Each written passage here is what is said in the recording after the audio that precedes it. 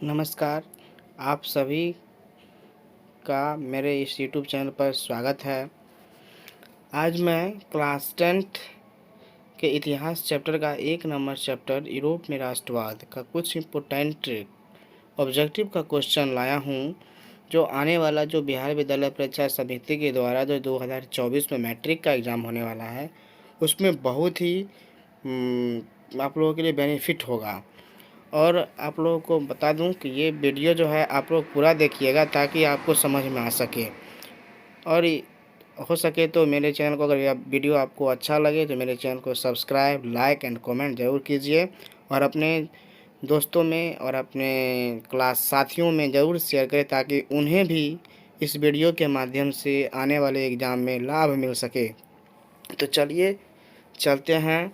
और यह जो पहला पार्ट बनाए हैं, यह पार्ट जो है पिछले जितने भी अभी तक बिहार बोर्ड के द्वारा एग्ज़ाम हुआ है, उस एग्ज़ाम में जो क्वेश्चन पूछा गया है पार्ट 1 में, मैंने उसी को कवर करने का कोशिश किया है कि पार्ट 1 में जितना भी 1 नंबर चैप्टर जो इतिहास का है क्लास 10th का, यूरोप में राष्ट्रवाद, इसमें जितने भी बिहार बोर्ड ने पिछले विगत वर्षों में 10 सालों के अंदर जो भी क्वेश्चन पूछा है इस चैप्टर से, पार्ट 1 में मैंने प्रीवियस ईयर क्वेश्चन को लेने का कोशिश किया है। और इसका जो अगला पार्ट 2 पार्ट 3 आएगा उसमें इस चैप्टर का एक्स्ट्रा ऑब्जेक्टिव भी आप लोग को और बताया जाएगा। इसीलिए आने वाले समय में क्लास 10th का 8 सब्जेक्ट का हर एक चैप्टर का आपको प्रीवियस ईयर क्वेश्चन और इम्पोर्टेंट ऑब्जेक्टिव मिलेगा इस चैनल पर। इसलिए इस चैनल को लाइक, सब्सक्राइब और शेयर ज़रूर करें ताकि आप लोग को भविष्य में आने वाली जितना वीडियो है उससे फ़ायदा हो सके और आप लोग अच्छे से अच्छे मार्क बिहार बोर्ड में ला सके। तो चलिए शुरुआत करते हैं पार्ट 1 से, जो कि प्रीवियस ईयर से मैंने इसमें पार्ट 1 में रखा है। इसके बाद पार्ट 2 पार्ट 3 वीडियो इस चैप्टर का आएगा। इसके बाद फिर भूगोल, नागरिक, अर्थव्यवस्था, हर चैप्टर का इसमें जो है हर बुक का जो है इसमें आठ सब्जेक्ट का इसमें डाला जाएगा। ऑब्जेक्टिव हो चाहे जो भी महत्वपूर्ण प्रश्न रहेगा सब दिया जाएगा आप लोगों को। तो चलिए शुरुआत करते हैं पार्ट 1 से। और पार्ट 1 में पहला प्रश्न है, तो पहला प्रश्न है कि राष्ट्रवाद का अर्थ क्या होता है।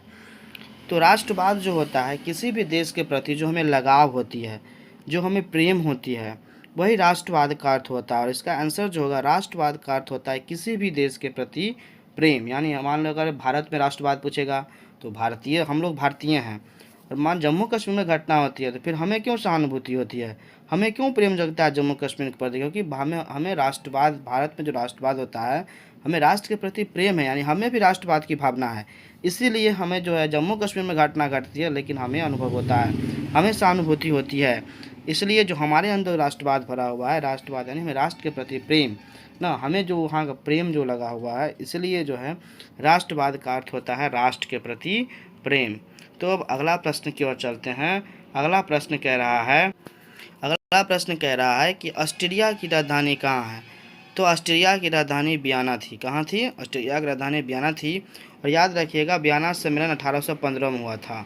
वियना सम्मेलन कब हुआ था? तो 1815 में। और इसकी राजधानी जो है, ऑस्ट्रिया की राजधानी कहाँ थी? तो वियना थी। और वियना में ही एक वियना सम्मेलन जो हुआ था, यह भी बिहार बोर्ड में पूछा हुआ क्वेश्चन है, 1815 ईस्वी में हुआ था। और अगला प्रश्न है कि यंग यूरोप का संस्थापक कौन था, यानी कि यंग यूरोप नामक संस्था का गठन किसने किया था। तो यंग यूरोप नामक संस्था गठन करने वाले व्यक्ति का नाम था मैजनी। यह भी बहुत बार एग्जाम में पूछ चुका है और आने वाले एग्जाम के लिए भी बहुत ही मोस्ट वीवीआई क्वेश्चन है।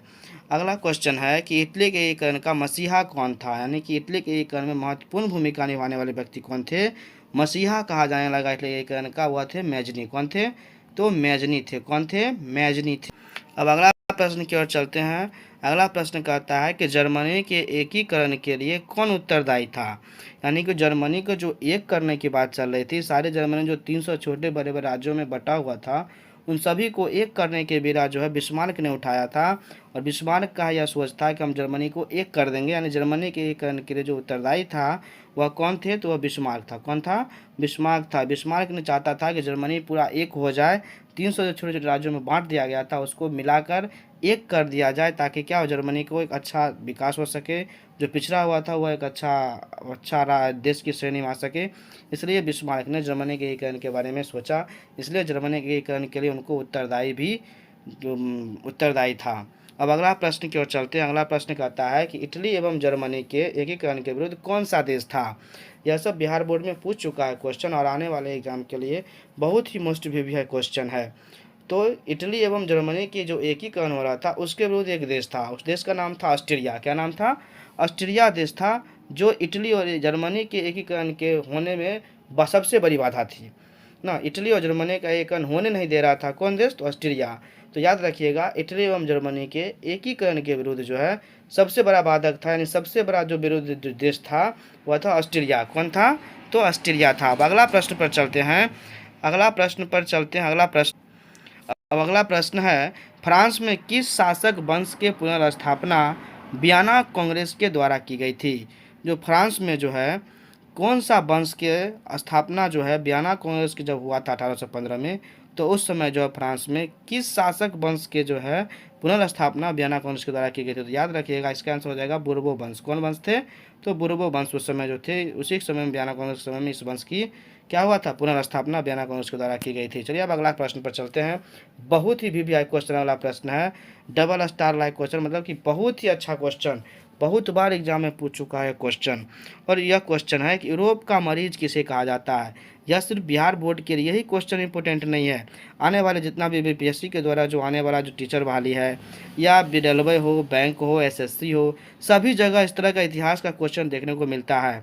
तो याद रखिएगा, यूरोप का मरीज जो है तुर्की को कहा जाता है। किसे कहा गया है? तुर्की को कहा गया है। अगला प्रश्न पर चलते हैं। अब अगला प्रश्न कहता है कि वियना सम्मेलन कब हुआ था। मैंने ऊपर में ही बता दिया था कि वियना जो ऑस्ट्रिया की राजधानी थी, यही वियना सम्मेलन जो है 1815 ईस्वी में हुआ था। कब हुआ था? 1815 ईस्वी में हुआ था। चलिए अब अगले प्रश्न की ओर चलते हैं। अगला प्रश्न है, जालबेरिन एक संस्था थी किसकी। यानी कि जो यह जो यूरोप में जो था, तो जालबेरिन नामक एक संस्था थी। यह संस्था जो था, इसको गठन करने का श्रेय व्यापारियों को जाता है। इन्होंने ही एक जालबेरिन नामक संस्था बनाया था। किसने? तो व्यापारियों ने। याद रखिएगा, पूछेगा जालबेरिन एक संस्था थी, तो यह व्यापारियों की संस्था थी। किसकी थी? व्यापारियों की संस्था, व्यापारियों की। अब अगला प्रश्न चलते हैं। अगला प्रश्न कहता है, जर्मन राइन राज का निर्माण किसने किया था। तो याद रखिएगा, यह भी एग्जाम में बहुत बार क्वेश्चन पूछ चुका है, और यह क्वेश्चन जो है बहुत ही इंपॉर्टेंट है। जर्मन राइन राज का निर्माण जो है नेपोलियन बोनापार्ट ने किया था। किसने किया था? तो याद रखिएगा, इस क्वेश्चन का आंसर हो जाएगा, जर्मन राइन राज का निर्माण नेपोलियन बोनापार्ट ने किया था। इतिहास कभी रटने की चीज़ नहीं है, इसको समझ के पढ़िए। समझ के पढ़िएगा तो आपको सब दिन के लिए याद रहेगा, लेकिन अगर रट के पढ़िएगा तो कुछ देर के लिए याद होगा, लेकिन इसके बाद क्या होगा? आप इसे भूल जाइएगा। इसलिए इसको क्या कीजिए, समझ के पढ़िए, रटने की कोशिश मत कीजिए। तो इसके लिए सबसे बेटर है, ये तो जो ऑब्जेक्टिव हम बता रहे हैं तो आप लोगों के लिए बहुत इंपॉर्टेंट ही है ही, साथ ही आप लोग किताब भी पढ़ा कीजिए। तो किताब में देखिए क्वेश्चन कहाँ पर है, पहले एक बार पूरा चैप्टर रीडिंग दिया कीजिए, उसके बाद उस क्वेश्चन को अंडरलाइन भी आप लोग कर लिया कीजिए, जो इम्पोर्टेंट होता है। चलिए अब अगला प्रश्न पर चलते हैं। अगला प्रश्न कह रहा है, काउंट काबुल को विक्टर एमेनुएल ने किस पद पर नियुक्त किया था। तो याद रखिएगा, काउंट काबुल को विक्टर एमेनुएल ने प्रधानमंत्री के पद पर नियुक्त किया था। कौन से पद पर? प्रधानमंत्री के पद पर। कभी कभी बिहार बोर्ड क्या करता है, क्वेश्चन को उल्टा देता है। क्वेश्चन क्या पूछता है?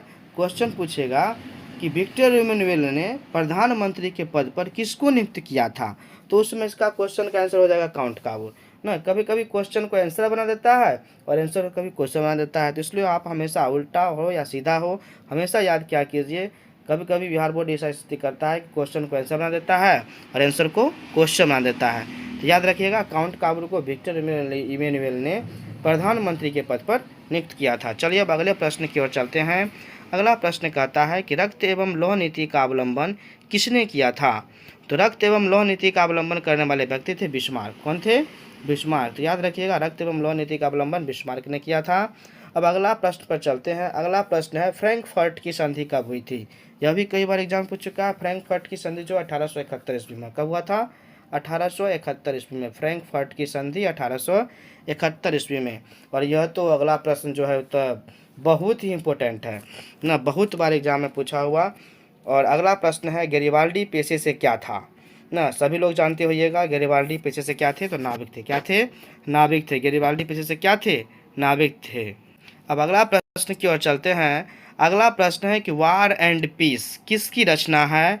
देखिए कभी कभी इस बार जो बिहार बोर्ड 2022 में जो एग्ज़ाम हुआ था उसमें वार एंड पीस नहीं लिखा था, वहाँ पर लिख दिया था युद्ध और शांति नामक पुस्तक की किसने लिखा न। तो याद रखिएगा वार एंड पीस को ही हिंदी में कन्वर्ट कर दिया गया युद्ध और शांति।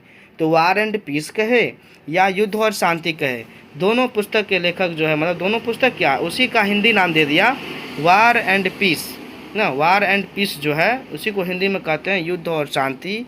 इसी पुस्तक की रचना जो है लियो टॉल्स्टाय ने किया था। किसने किया था? तो लियो टॉल्स्टाय ने किया था। याद रखिएगा लियो टॉल्स्टाय किसने किया था? लियो टॉल्स्टाय। तो याद रखिएगा वार एंड पीस किताब में दिया हुआ है वार एंड पीस की किसकी रचना है ना। लेकिन याद रखिएगा पिछला बार बिहार बोर्ड ने क्या किया, क्वेश्चन थोड़ा घुमाने की कोशिश किया, वार एंड पीस नहीं लिखकर लिख दिया युद्ध और शांति पुस्तक की रचना किसने की। तो विद्यार्थी कंफ्यूज कर गया कि क्वेश्चन कह दिया ने क्वेश्चन बाहर से आ गया, लेकिन ऐसी बात नहीं है। वार मतलब होता है युद्ध, एंड मतलब होता है और पीस मतलब होती है शांति। तो इसी का हिंदी खाली कन्वर्ट कर दिया गया युद्ध और शांति पुस्तक किसकी रचना है, तो लियो टॉल्स्टाय की। आप लोग कंफ्यूज मत कीजिएगा, इसलिए दोनों नाम याद रखिएगा, हिंदी और इंग्लिश दोनों। तो वार एंड पीस पूछे या युद्ध और शांति पूछे तो लेखक कौन हो जाएगा? लियो टॉल्स्टाय हो जाएगा। चलिए अब अगले प्रश्न पर चलते हैं। अगला प्रश्न कहता है कि आर्थिक संकट के कारण यूरोप में कौन सी नई शासन प्रणाली का उदय हुआ था। तो याद रखिएगा आर्थिक संकट के कारण जो यूरोप में जो नई शासन प्रणाली हुआ था वह था फांसीवादी नाजीवादी शासन। कौन था? फांसीवादी नाजीवादी शासन। यह इसका सही आंसर हो जाएगा। चलिए अब अगला प्रश्न की ओर चलते हैं। अगला प्रश्न है यंग इटली की स्थापना किसने किया था। तो यंग इटली की स्थापना करने वाले व्यक्ति थे मेजनी। कौन थे? मेजनी ने यंग इटली की स्थापना किया था। अब अगला प्रश्न है इटली में राष्ट्रवाद का जन्मदाता कौन था। यानी इटली में राष्ट्रवाद की लहर लाने वाला, इटली में राष्ट्रवाद को फैलाने वाला जन्मदाता कौन था? तो नेपोलियन। कौन थे? नेपोलियन। याद रखिएगा इसका आंसर हो जाएगा नेपोलियन। अब अगला प्रश्न कहता है इटली के एकीकरण की तलवार किसे कहा जाता है। देखिए ये बहुत ही अच्छा क्वेश्चन है। इटली के एकीकरण की तलवार ना किसे कहा गया है? गैरिबाल्डी को। क्यों कहा गया? क्योंकि उन्होंने इटली के एकीकरण के लिए बहुत ही अपना महत्वपूर्ण भूमिका निभाई थी, इसलिए इनको इटली के एकीकरण की तलवार के नाम से सुशोभित कर दिया गया। तो याद रखिएगा इटली के एकीकरण की तलवार जो है वह गैरिबाल्डी को कहा गया। किसे कहा गया है? गैरिबाल्डी को कहा गया है। चलिए अब अगले प्रश्न की ओर चलते हैं। अगला प्रश्न है इटली एवं जर्मनी वर्तमान में किस महादेश के अंतर्गत आते हैं। यह जो इटली है और जर्मनी है ये दोनों देश जो है वर्तमान में यूरोप महादेश के अंतर्गत आते हैं। किस महादेश के अंतर्गत आते हैं? तो यूरोप महादेश के अंतर्गत आते हैं। अब अगली प्रश्न की ओर चलते हैं। कहता है फ्रांस की क्रांति का अग्रदूत किसे कहा गया है ना। फ्रांस की क्रांति का अग्रदूत किसे कहा गया है? इसका आंसर हो जाएगा रूसो को। किसे कहा गया है? रूसो को। किसे कहा गया है? रूसो कहा गया है। रूसो को। किसे कहा गया है? रूसो को। चलिए अब अगले प्रश्न की ओर चलते हैं। अगला प्रश्न है यूरोपीय सभ्यता का पालना किसे कहा जाता है। तो याद रखिएगा यूरोपीय सभ्यता का पालना जो है यूनान देश को कहा गया है। किसे कहा गया है? यूनान को कहा गया है। अब अगला प्रश्न यूरोप वासियों के लिए किस देश का साहित्य एवं ज्ञान विज्ञान प्रेरणा स्रोत रहा। यूरोप वासी जो है किस देश का साहित्य हो गया, ज्ञान हो गया या विज्ञान हो गया, इन सब का जो है उनके लिए बहुत ही प्रेरणा का काम किया था। तो याद रखिएगा यूरोपवासी के लिए जो ये सभी ज्ञान हो, साहित्य हो, विज्ञान हो, ये सब प्रेरणा का काम जो है यह यूनान देश के जो भी साहित्य था, ज्ञान था, विज्ञान था, यह उन लोगों के लिए काम किया। तो याद रखिएगा यूरोपवासियों के लिए जो है यूनान देश का साहित्य एवं ज्ञान विज्ञान प्रेरणा स्रोत रहा था। चलिए अब अगला प्रश्न है बिस्मार्क किस विद्वान की विचारधारा से प्रभावित था ना। तो याद रखिएगा बिस्मार्क जो है हीगल के विचार से सबसे ज़्यादा प्रभावित हुआ था। यानी बिस्मार्क पूछेगा किसके विचार से सबसे ज़्यादा प्रभावित हुआ, तो याद रखिएगा बिस्मार्क जो था वह हीगल के विचार से। किसके विचार से? हीगल के विचार से सबसे ज़्यादा प्रभावित हुआ था। अगला क्वेश्चन है कि जर्मनी का एकीकरण कब पूरा हुआ। जर्मनी का एकीकरण कब पूरा? तो आंसर हो जाएगा 1871। आंसर क्या हो जाएगा? 1871 ईस्वी में जर्मनी का एकीकरण पूर्ण हो गया था। अब मेटरनिक कहाँ का चांसलर था ना। मेटरनिक कहाँ का चांसलर था? तो आंसर हो जाएगा ऑस्ट्रिया। क्या हो जाएगा? ऑस्ट्रिया। लेकिन याद रखिएगा कभी कभी क्वेश्चन घुमा देता है, पूछेगा ऑस्ट्रिया का चांसलर कौन था ना, तो ऑप्शन दे देगा मेटरनिक नीचे में। तो याद रखिएगा ऑस्ट्रिया का चांसलर मेटरनिक है, या पूछेगा मेटरनिक कहाँ का चांसलर था, तो क्या हो जाएगा? चलिए अब अगली प्रश्न की ओर चलते हैं। अब पूछेगा कि हंगरी की राजधानी कहाँ थी। तो हंगरी की राजधानी याद रखिएगा बुडापेस्ट। कहाँ थी? बुडापेस्ट इसकी राजधानी थी, हंगरी की राजधानी। अब अगला प्रश्न पर चलते हैं। हनोई समझौता कब हुआ था। यानी ये जो हनोई समझौता हुआ था ना फ्रांस और वियतनाम के बीच हुआ था 1946 ईस्वी में। कब हुआ था? 1946 ईस्वी में हुआ था। और यह जो हुआ था फ्रांस और वियतनाम के बीच। किसके किसके बीच हुआ था? तो फ्रांस और वियतनाम के बीच हुआ था। याद रखिएगा, हनोई समझौता 1946 ईस्वी में हुआ था। और यह किन दो देशों के बीच हुआ था? तो फ्रांस और वियतनाम के बीच हुआ था। अब अगले प्रश्न पर चलते हैं। अगला प्रश्न कह रहा है क्रीमिया का युद्ध कब हुआ था? किस युद्ध, कौन सा युद्ध का वर्णन कर रहा है? क्रीमिया का युद्ध। याद रखिएगा, क्रीमिया का युद्ध जो हुआ था 1853 से लेकर 54 तक चला था ना। 1853-54 में क्रीमिया का युद्ध हुआ था। चलिए अब अंतिम प्रश्न पर आ गए हैं। और अंतिम प्रश्न कहता है कि राष्ट्रवाद की अवधारणा का जन्म किस क्रांति से माना जाता है?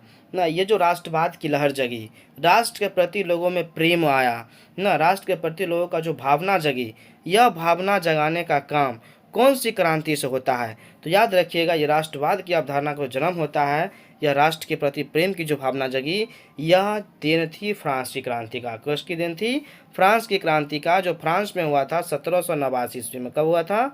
1789 ईस्वी में। याद रखिएगा, यह जो राष्ट्रवाद की अवधारणा का जन्म हुआ था, यह जो है फ्रांस की क्रांति से ही माना जाता है ना। यह पूछ रहा है कभी कभी कि राष्ट्रवाद कहाँ से, ना, राष्ट्रवाद की उत्पत्ति कहाँ से हुई है, किस क्रांति से हुई है? तो याद रखिएगा, यह जो क्रांति थी फ्रांस की क्रांति, जो 1789 ईस्वी में हुआ था, वहीं से इसकी शुरुआत होती है। तो अब इसका अगला पार्ट जो है आप लोगों का पार्ट 2 बहुत जल्द कल या परसों तक में मिल जाएगा।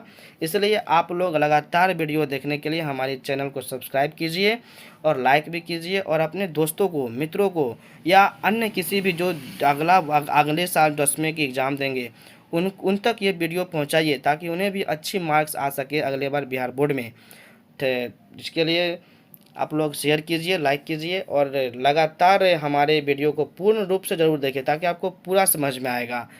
थोड़ा देखने से कोई फ़ायदा नहीं है, इसलिए पूर्ण वीडियो को देखा कीजिए, ताकि क्या हो, आप लोगों को पूरा अच्छा समझ में आए। अगर नहीं समझ में आता हो तो दोबारा वीडियो देखिए, तिबारा वीडियो देखिए, लेकिन क्या कीजिए, जब तक आपका कॉन्सेप्ट क्लियर नहीं होता है, वीडियो पूरा देख देख के कॉन्सेप्ट क्लियर कर लीजिए। Thank you.